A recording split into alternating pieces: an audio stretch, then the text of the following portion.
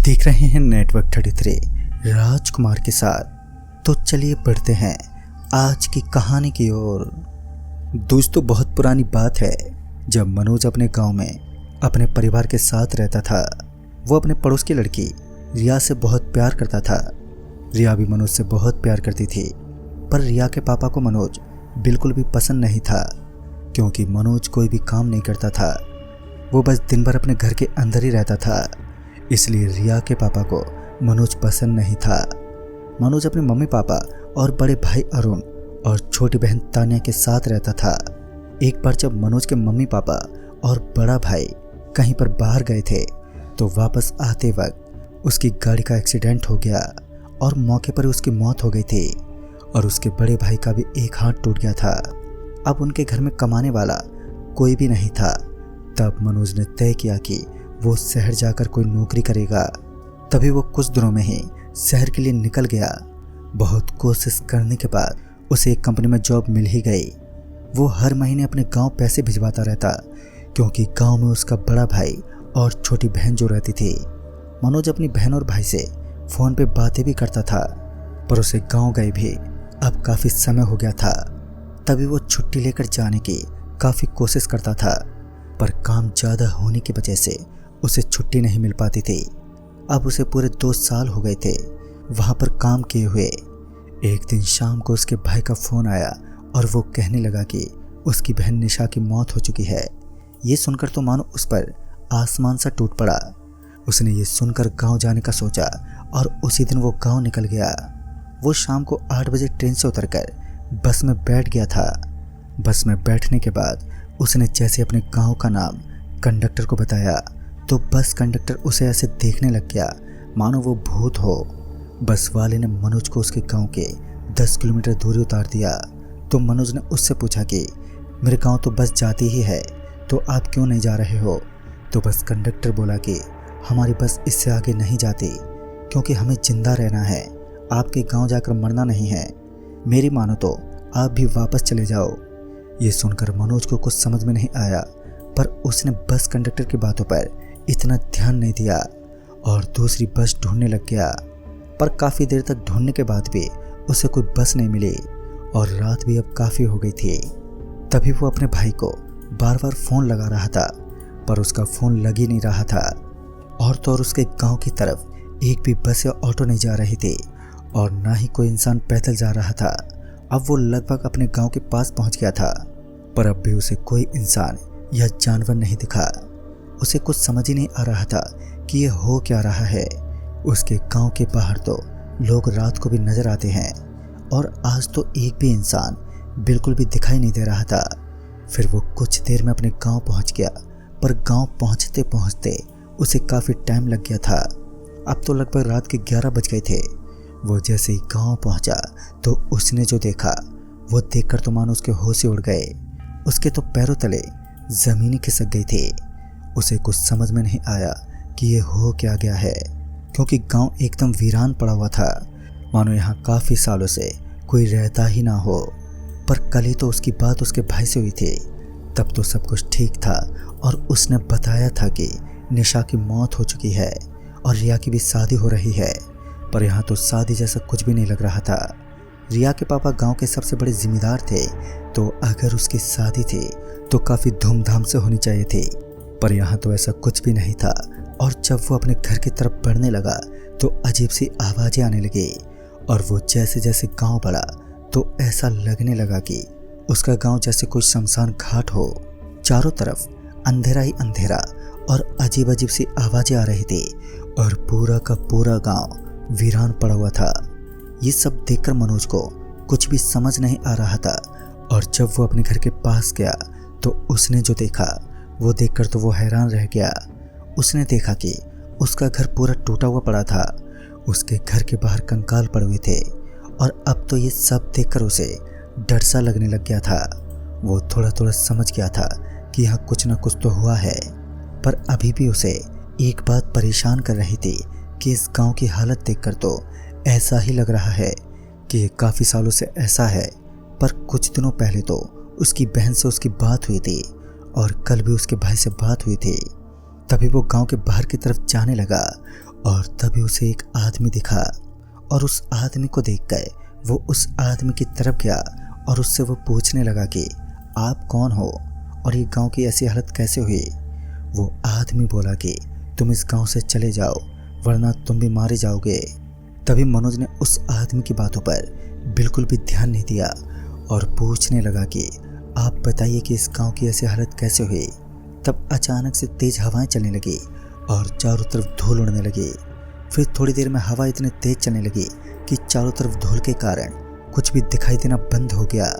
जब आंधी रुकी तो मनोज ने अपनी आंखें खोली और जैसे मनोज ने अपनी आंखें खोले तो उसने देखा कि जिस आदमी से वो बात कर रहा था वो अब वहां पर नहीं था। और जब मनोज डरते डरते थोड़ा आगे बढ़ा तो उसने देखा कि रिया के घर के आगे एक औरत खड़ी हुई है। वो उस औरत की तरफ बढ़ने लगा और जैसे वो उस औरत के पास गया तो उसने देखा कि वो औरत और कोई नहीं बल्कि रिया ही थी। वो रिया को देखकर बहुत खुश हुआ और जैसे वो रिया से कुछ पूछता कि रिया अचानक से गायब हो गई। अब मनोज को कुछ भी समझ नहीं आया कि वो गायब कैसे हो गई। वो ये सब सोच ही रहा था कि उसने देखा कि वो आदमी जो उसे थोड़ी देर पहले मिला था अब वो पेड़ के ऊपर लटक रहा था, मानो किसी ने उसे फांसी दे दी हो और उसके मुंह से खून भी निकल रहा था। वो ये सब देख ही रहा था कि किसी ने उसका हाथ पकड़ा और उसे वो खींचने लगा, पर उसे वहां पर कोई भी दिखाई नहीं दिया। पर उसे महसूस हो रहा था और खींचने वाला भी कोई उसे जाना पहचाना सा लग रहा था। उसे ऐसा लग रहा था जैसे मानो कोई अपने ने उसका हाथ पकड़ा हुआ है, पर वो हाथ खींचने वाला दिखाई क्यों नहीं दे रहा था, ये उसे समझ ही नहीं आ रहा था। मनोज को वो आत्मा गांव से बाहर ले जा रही थी, पर कुछ देर के बाद ही अचानक ही मनोज का हाथ उसने छोड़ दिया और जैसे उसने मनोज का हाथ छोड़ा तो मनोज को वो दिखने लगी थी। वो कोई और नहीं, वो रिया ही थी जो मनोज को बचाने के लिए गांव से बाहर ले जा रही थी। पर किस्मत किसे कब कहाँ ले जाए ये कोई नहीं कह सकता। मनोज रिया से बात कर ही रहा था कि अचानक से पीछे से कोई मनोज का गला दबाकर मनोज को मारने की अब कोशिश करने लगा था। तभी मनोज ने पीछे देखा पर कोई वहां पर दिखा ही नहीं, बस एक दुपट्टा हवा में उड़ता हुआ उसे दिखाई दिया। वो समझ गया था कि वो यहाँ काली शक्तियों और आत्माओं के बीच फंस गया है और उसे समझ में आने लगा था कि वो बस वाला उसके गांव की तरफ क्यों नहीं आ रहा था और उसे रास्ते में कोई भी दिखाई क्यों नहीं दिया। पर अभी भी उसे ये समझ में नहीं आया कि ये सब कैसे हुआ और कल उसका भाई बनकर फ़ोन पर बात कौन कर रहा था और वो उसे इस गांव में क्यों बुलाना चाहता था। फिर थोड़ी देर में वो दुपट्टा भी वहाँ से गायब हो गया। अब उसे बहुत डर लगने लग गया था कि उसके साथ ये हो क्या रहा है। और फिर उसे अपनी तरफ आते हुए एक औरत नजर आने लगी। वो समझ गया था कि ये औरत चुड़ैल है और उसे मारने के लिए उसकी तरफ आ रही है, पर वो अब कुछ भी तो नहीं कर सकता था। वो यहाँ फंस जो गया था। वो भागकर गांव के बाहर जाने लगा पर वो जा ही नहीं पाया। उसे ऐसा लगा जैसे कि वो वहीं चिपक गया हो। फिर वो अपने घर की तरफ भागने की कोशिश करने लगा। बड़ी ही मुश्किल से वो वहां से छूटा और भागने में सफल हुआ, पर अभी भी मुसीबत टली नहीं थी। अभी भी वो उस गांव के अंदर फंसा हुआ था। उसका बचना अभी भी बहुत ही मुश्किल था। वो आत्माएं वापस उसके सामने आ गई और वो वापस से भागने लगा, पर वो भाग के जाता भी तो जाता कहाँ, क्योंकि वहाँ चारों तरफ आत्माएं जो थीं और वो उसे मारने को बोल रही थी कि अब तुम हमसे बचकर नहीं जा सकते हो। मनोज को एक पल तो ऐसा लगने लगा कि उसका मरना तय है, पर अचानक से कोई उसे गांव के बाहर की तरफ खींचने लगा और वो जैसे ही गांव के बाहर आया तो अचानक से उसे ऐसा लगने लगा कि जैसे वो अब सही सलामत है, पर अब वो कहाँ जाए और बाहर कैसे आया और उन आत्माओं से कैसे बचा। ये सब सोच ही रहा था कि उसे अपनी बहन थोड़ी दूर पर खड़ी दिखी। उसे ऐसा लगा कि उसकी बहन ने उसे बचा लिया है और जैसे वो अपनी बहन के पास गया तो उसकी बहन अचानक से एक आदमी में बदल गई, जो आदमी उसे मनोज को मिला था। जब मनोज ने उस आदमी का चेहरा देखा तो वो हक्का बक्का रह गया। वो आदमी और कोई नहीं, रिया के पापा ही थे। रिया के पापा मनोज से कहने लगे कि तेरी वजह से मेरी बेटी ने आत्महत्या कर ली और इस पूरे गांव को शमशान बना दिया। मैं तुझे अब बच के नहीं जाने दूंगा। मनोज को थोड़ी देर पहले ही कुछ पल के लिए खुशी हुई थी कि अब वो बच गया है, पर मुसीबत ने अभी भी उसका पीछा नहीं छोड़ा था। मुसीबत इतनी आसानी से कहाँ किसी का पीछा छोड़ती है।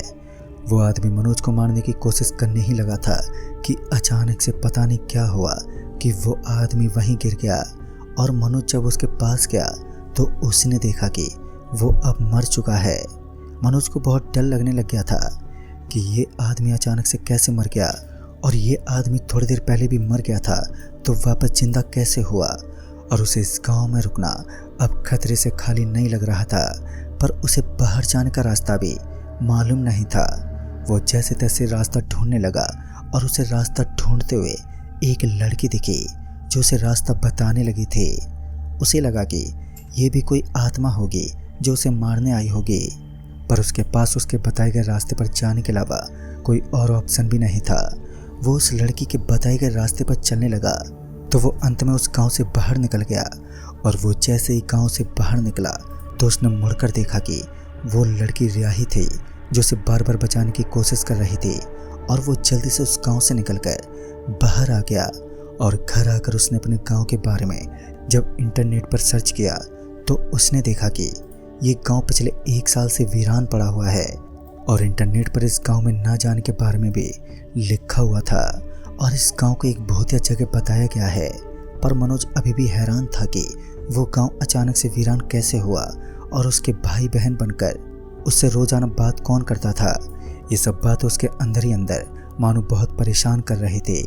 इस कारण उसने उस गांव के बारे में और जानकारी निकाली तो उसे पता चला कि 1 साल पहले अमावस्या की रात को एक लड़की की शादी थी और उसने उसी दिन आत्महत्या कर ली थी।